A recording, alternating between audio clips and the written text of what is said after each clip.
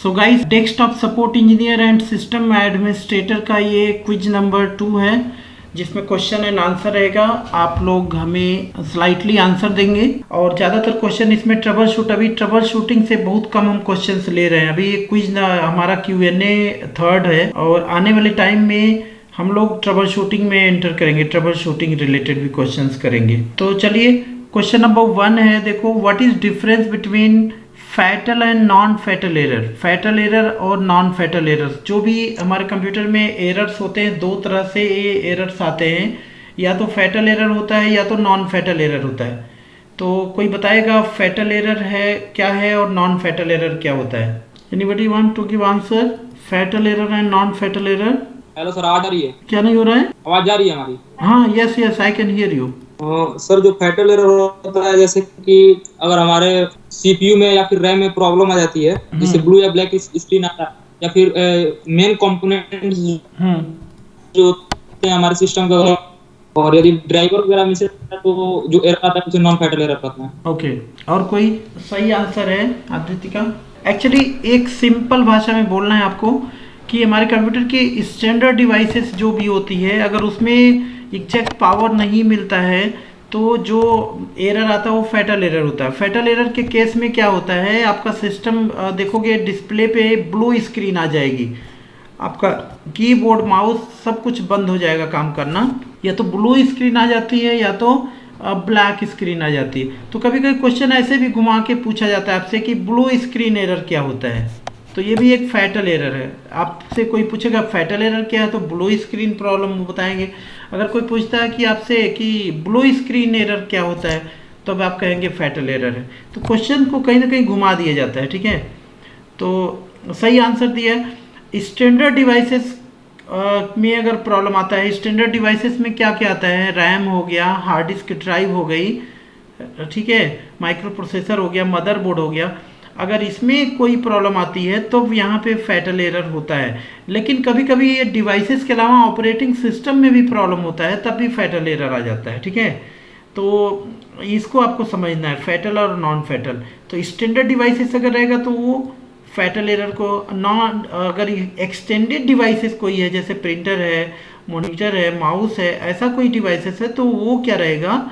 Non fatal error रहेगा, अगर उसमें कोई प्रॉब्लम आ रही है तो, ठीक है।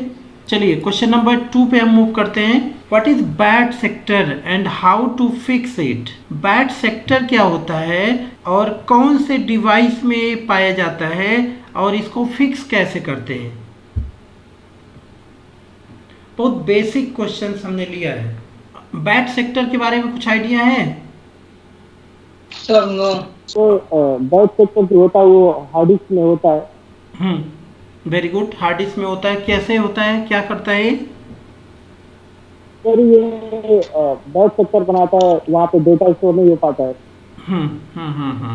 और जिसके लिए हम कमांड देते हैं और इसके पैकेज को ऐड किया जाता है। जब हम हार्ड डिस्क के अंदर पार्टीशन बनाते हैं तो उसमें क्या होता है, जब हम हार्ड डिस्क के अंदर पार्टीशन बनाने में जब हम फॉर्मेट करते हैं तो उसमें ट्रैक सेक्टर रहता है ना, ट्रैक एंड सेक्टर्स। तो उसी में बैड सेक्टर बन जाता है। बैड सेक्टर मतलब वो पर्टिकुलर स्पेस जहाँ पे डेटा स्टोर होता है वहाँ पे बैड सेक्टर, उसको सेक्टर को ब्रेक कर देता है, डिस्टर्ब कर देता है, उसी को हम बैड सेक्टर बोलते हैं।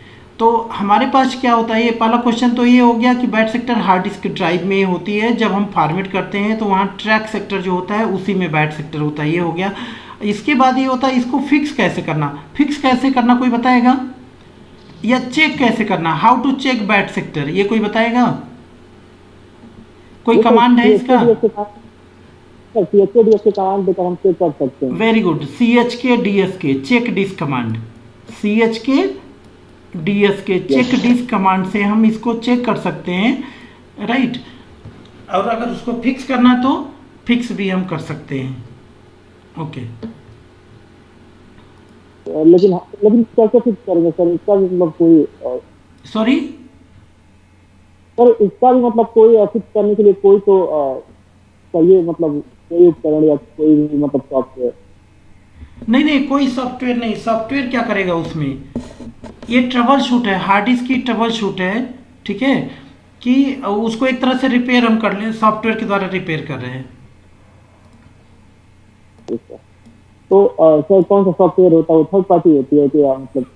थर्ड पार्टी नहीं है, ये हार्ड डिस्क के अंदर ही इंटरनल कमांड के द्वारा होता है। तो हार्ड डिस्क के अंदर ही एक तरह से कहिए आप कि ये फीचर्स है, ठीक है। हार्ड डिस्क ही इस कमांड को एग्जीक्यूट करता है और वो समझ जाता है इस चीज़ को।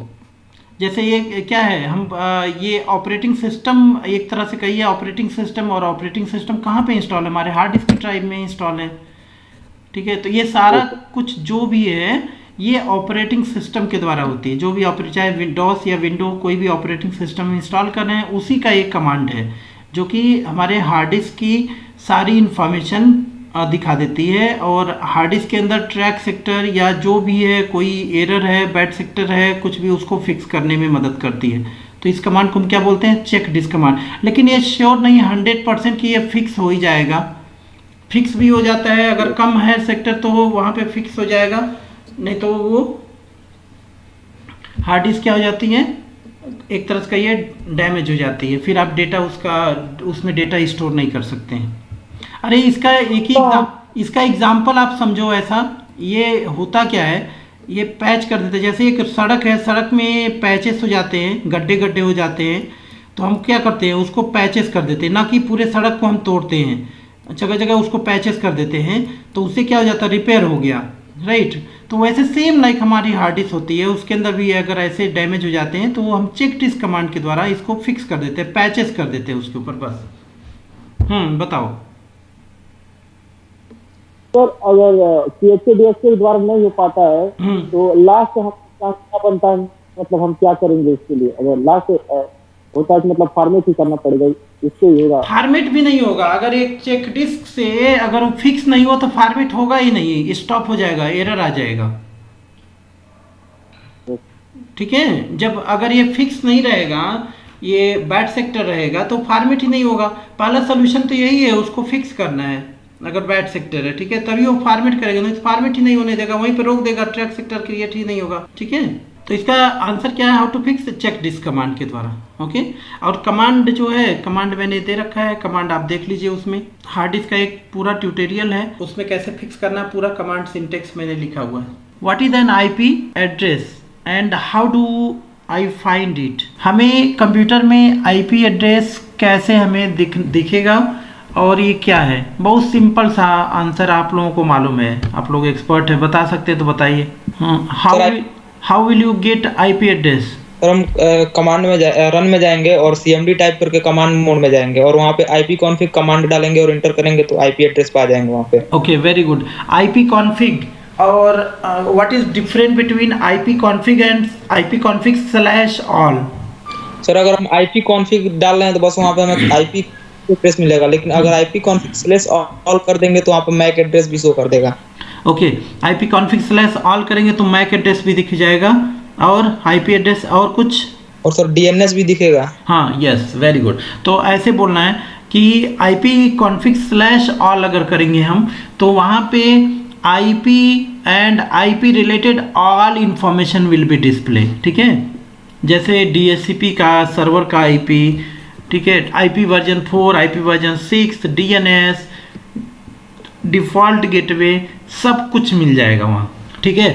तो अगर इसका आंसर आपको देना रहे तो आप IP config के बजाय आप बोलिए IP config /all, तो उससे सारा इंफॉर्मेशन मिल जाएगा। और IP एड्रेस होता क्या है, what is an IP address? Sir IP address सभी, अगर एक नेटवर्क है तो उसमें एक एक कंप्यूटर का यूनिक एड्रेस होता है। यस, IP एड्रेस एक नेटवर्क एड्रेस है, गुड, एक नेटवर्क एड्रेस है जो हर एक कंप्यूटर में यूनिक एड्रेस रहेगा, और इस IP एड्रेस के मदद से हम एक कंप्यूटर से दूसरे कंप्यूटर में कम्युनिकेशन करा सकते हैं, और कम्युनिकेशन कराने से हम डेटा की शेयरिंग कर सकते हैं, राइट, गुड। क्वेश्चन नंबर 4 बहुत इंपॉर्टेंट है, व्हाट इज़ वर्चुअल मेमोरी? कोई बताएगा वर्चुअल मेमोरी क्या होती है? नॉर्मल मेमोरी तो जानते होंगे आप लोग, प्राइमरी मेमोरी, सेकेंडरी मेमोरी, है ना, एक्सटर्नल मेमोरी, इंटरनल मेमोरी, ये वर्चुअल मेमोरी क्या है? सर वर्चुअल मेमोरी यही होता है कि जैसे कि फिजिकल मशीन के ऊपर VMware इंस्टॉल होता है जैसे मान लीजिए 7 इंस्टॉल कर रहे हैं तो इसका जो होगा डी ड्राइव तभी वो वर्चुअल मेमोरी होगा। ओके, ठीक है, वो तो हो गया। एक रिसोर्सेज के बारे में बात कर रहे हैं आप, ठीक है। एक रिसोर्स हो गया कि हम VMware, अगर हम VMware इंस्टॉल कर रहे हैं तो हमारे फिजिकल रिसोर्सेज में से वो ले लेता है। ये इसकी बात हम नहीं कर रहे हैं। हम वर्चुअल मेमोरी डायरेक्ट हम क्या कर सकते हैं, जो भी हमारे कंप्यूटर के अंदर, सपोज करो हमारा लैपटॉप है और इस लैपटॉप में हमारे पास 4 GB का रैम है, 4 GB का रैम है और हार्ड डिस्क 1 टेराबाइट की है। और मैं चाहता हूँ ये रैम जो है, जब मैं फ़ोटोशॉप इंस्टॉल कर रहा हूँ, ठीक है, फ़ोटोशॉप इंस्टॉल कर रहा हूँ या कोई ऑटोकैड इंस्टॉल कर रहा हूँ, तो उस समय ये 4 GB एनफ नहीं है, हमें कुछ और मेमोरी की ज़रूरत है, 1 GB या 2 GB। तो उस समय हमें इंस्टॉलेशन पर्पज़ के लिए हम क्या कर सकते हैं, अपने हार्ड डिस्क में से 1 GB या 2 GB स्पेस जो है उसको एज अ वर्चुअल मेमोरी हम बना सकते हैं। उसी को हम वर्चुअल मेमोरी बोलते हैं।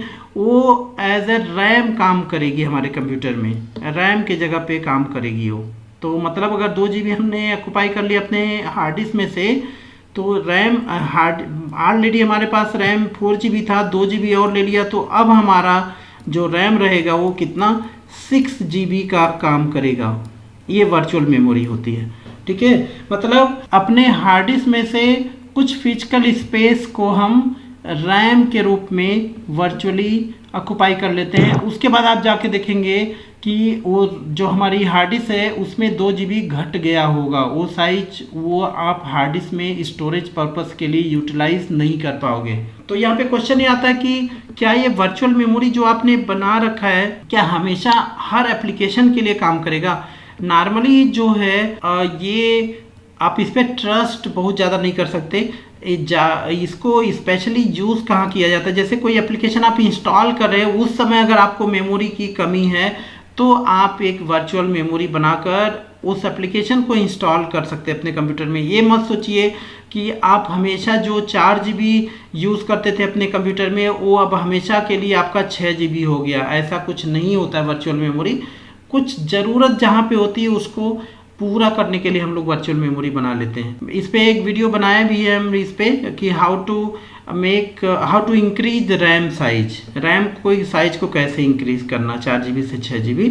तो वही वर्चुअल मेमोरी आप बना के कर सकते हैं। चलो क्वेश्चन नंबर 5 और बहुत इंटरेस्टिंग क्वेश्चन है, व्हाट इज एक्टिव डायरेक्टरी। तो ये क्वेश्चन जो होता है कॉमन होता है। आप जो लोग भी डिस्टर्ब है वहाँ प्लीज़ अपना वॉइस म्यूट कर लीजिए, अपने आप को म्यूट कर लीजिए, बिकॉज ये वीडियो हम यूट्यूब में भी डालेंगे, ठीक है। तो चलिए, what is active directory. Active directory के बारे में कोई बताएगा कि एक्टिव डायरेक्टरी है क्या? Active directory is a centralised database which store user related information. Oh very good. Active directory एक सेंट्रलाइज डेटाबेस है। एक्टिव डायरेक्टरी एक सेंट्रलाइज डेटाबेस है जो क्या करती है, डोमेन एनवायरनमेंट में जितनी users and passwords, user related सारी इंफॉर्मेशन इसमें स्टोर होती है। एक्टिव डायरेक्टरी किसी भी सर्वर ऑपरेटिंग सिस्टम में हम इंस्टॉल कर सकते हैं। जब एक्टिव डायरेक्टरी इंस्टॉल करते हैं तो एक डेटाबेस क्रिएट होता है हमारे सिस्टम ड्राइव में, और सारी हमारे user related information, log files, right, ये सारी परमिशंस, ये सारी चीज़ें उसमें स्टोर होती हैं। तो आप नॉर्मली बोल सकते हैं एक्टिव डायरेक्टरी एक सेंट्रलाइज्ड डेटाबेस है जहाँ पे यूज़र एंड यूज़र रिलेटेड सारी इंफॉर्मेशन स्टोर होती है। उस डेटाबेस को हम बोलते हैं NTDS करके, न्यू टेक्नोलॉजी डायरेक्टरी सर्विसेज। बस इतना ही। क्वेश्चन नंबर 6 बताओ, what is MBR। Partition table होता है।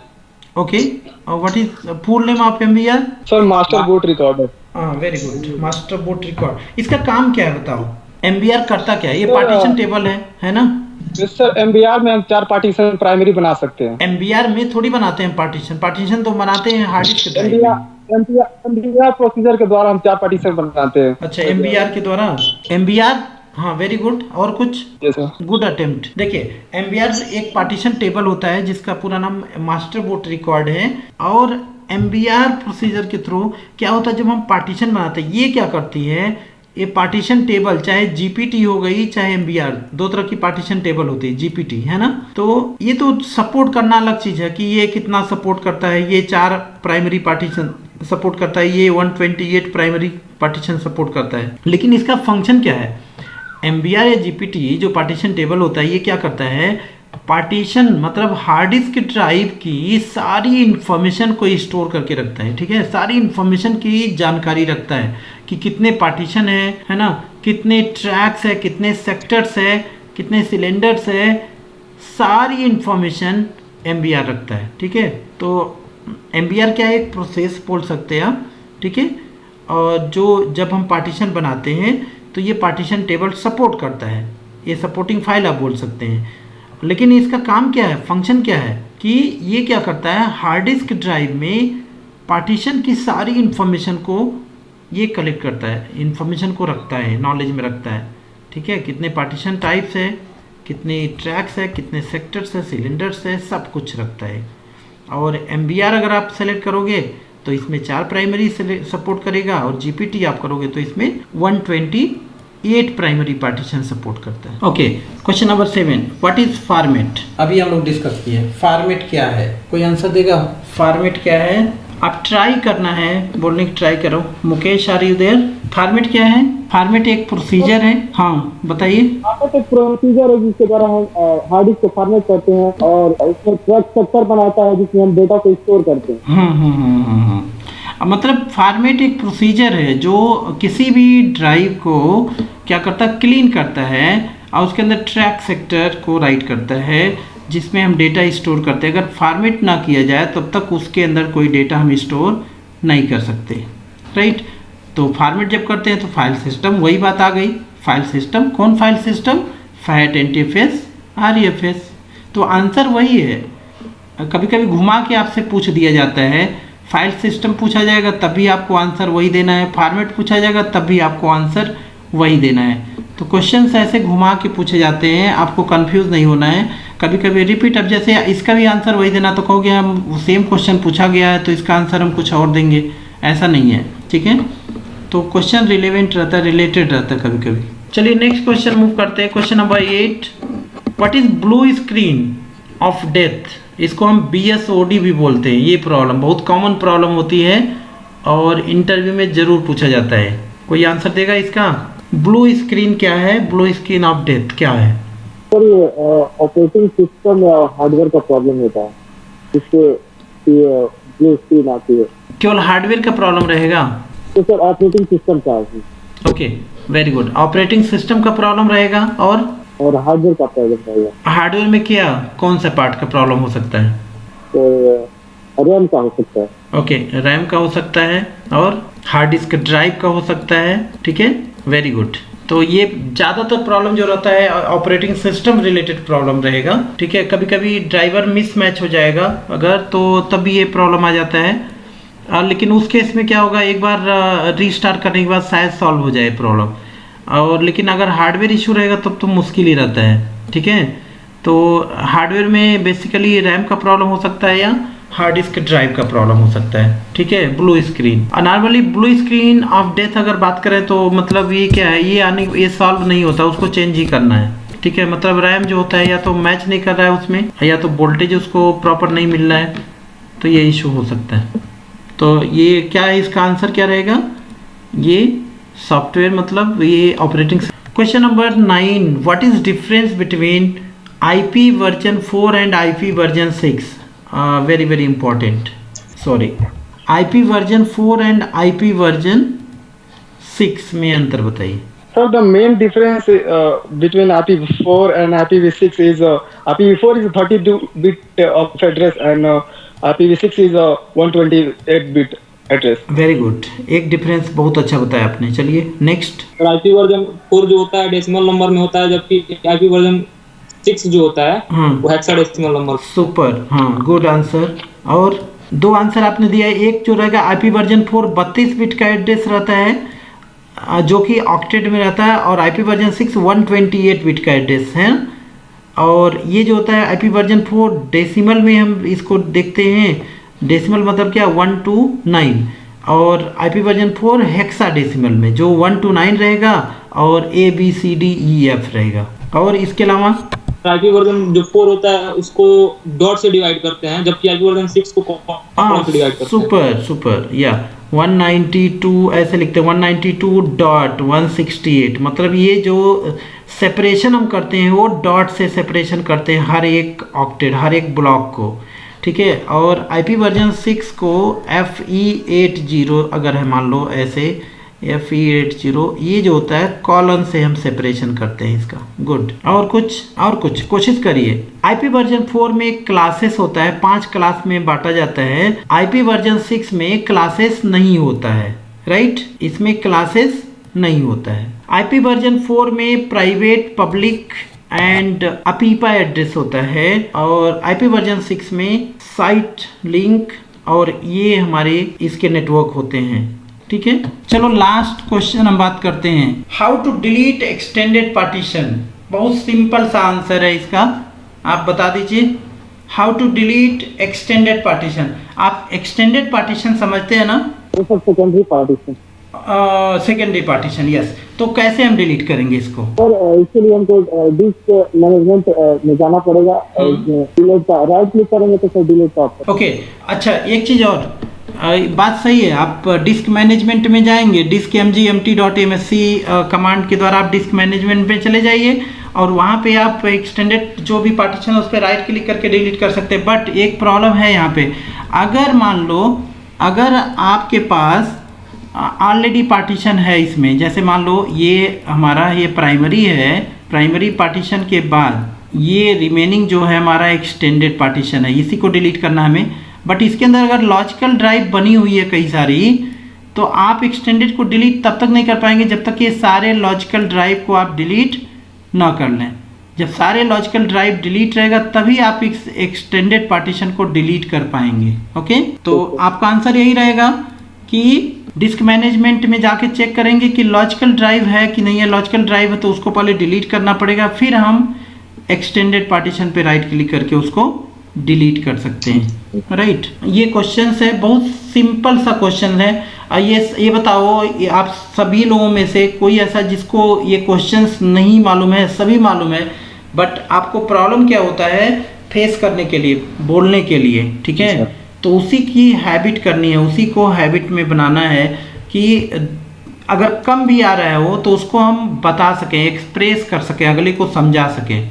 यही तो क्रैक करना होता है इंटरव्यू। इंटरव्यू में होता क्या है, बस आपकी कैलिबर चेक करते हैं वो लोग, ठीक है। जो भी पहले जॉब पाता है वो कोई विद्वान नहीं रहता है, और बहुत ज़्यादा उनको नहीं रहता है, बस उनकी एक आर्ट होती है। जो इंटरव्यू क्रैक कर जाते हैं वही चीज़ आपको सीखनी है, प्रैक्टिस करनी है, ऐसे आंसर देने की कोशिश करो, हो जाएगा, राइट। कोई क्वेश्चन है आप लोगों में से?